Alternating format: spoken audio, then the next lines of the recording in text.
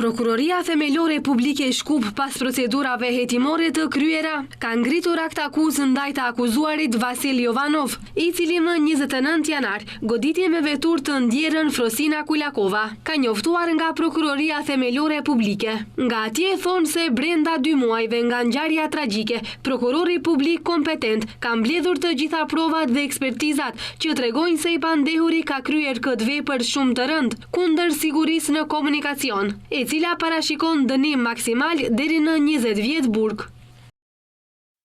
Sipas dëshmive, më 29 janar 15 minuta para mesnate, i pandehuri pa pasur as leje drejtimi drejtonte automjetin e pasagjerëve Peugeot 207 në pronësi të babait të tij. Ai nuk respektoi rregulloret dhe në këtë mënyrë me vetdije vuri në rrezik jetën e njerëzve.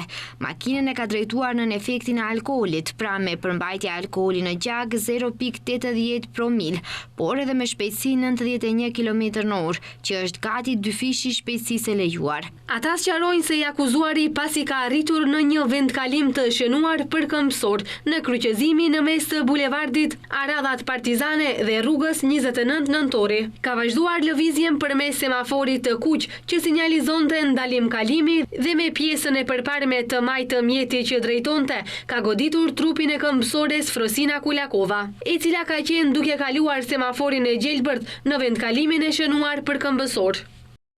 Nga forca e goditjes e dëmtuara është hedhur në ajër dhe ka goditur semaforin e vendosur në vendkalimin e këmbësorëve, duke marrë lëndime të rënda nga të cilat kanë ndërruar jetën në vendngjarje.